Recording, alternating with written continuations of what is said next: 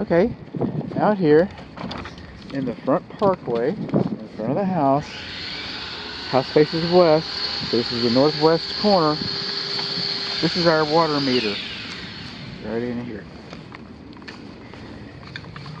And right here is known as a cheater wheel or cheater paddle.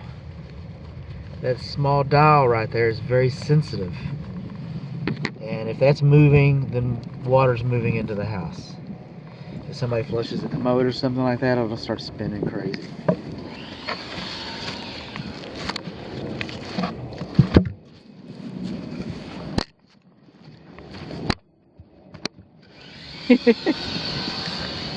Just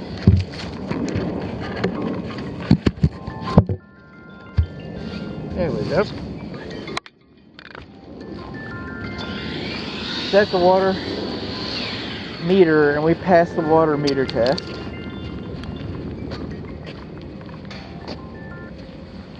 Good home inspection. So coming into the garage, the larger garage, the one on the right. Over here by the pedestrian door, this is the main water shutoff valve. Like all valves, parallel is on and perpendicular is off, okay? I just turned off all the water to the house. Now I just turned it all back on. That's where your main water shutoff. If you got an emergency, you come out of this door, you hook it around there, you open that up, and you turn the water off. Now, I have a video coming up about the garage door opener that I did not operate the safety reverse on this one. So we're going to break the beam with our big old flat zombie hook. There we go. Now we know the safety reverse is working. You know our courtesy light is working. Oh, that's working. So we did that. Okay, so if we move on around and keep going. Okay, so that's the water meter test that we passed. That's the main water shutoff valve behind that box right there.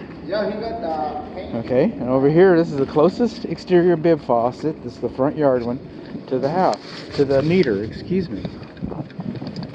This is all about water supplies so far. We're looking for between 40 and 80 psi. You can have less than 40 and that's acceptable. I like to see 40. Everybody agrees that 80 is too much. Over 80 is too much. Lead free.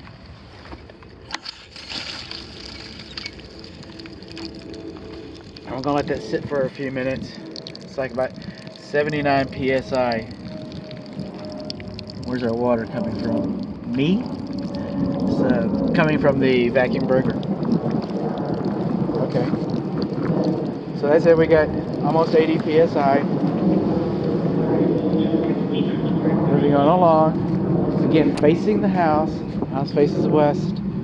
Over in the flower bed here. Okay. These black caps right here, these are your main sewer cleanouts. Okay, it's a double cleanout. The auger, the snake, rotor-rooter, call it what you will. This one goes that way into the house and clears out any problems you might have. This one goes out towards the street and clears out any problems you might have, and you don't have a dead spot right there. So that's the grading and drainage. So let's go a little farther.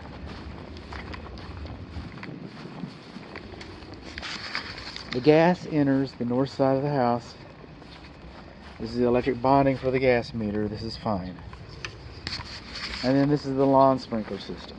And again, parallel is on, perpendicular is off. This is the double check valve for the lawn sprinkler system. Now, one thing we're missing here is we do not have a main shutoff valve. We can isolate it. These are isolation valves. But we should have a main water shutoff valve so you can turn off the water without going to the street. Okay, without going to the house one won't cut it.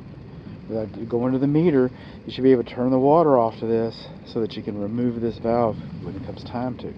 As it is, you can isolate it, but you're not removing it. If you remove it, it'll be a big old wet mess. This little blanket goes on top of here to keep it from freezing. And this faux rock goes on top of that. Now, still in the sprinkler system mode. We're coming along here. And inside the larger garage, the right garage,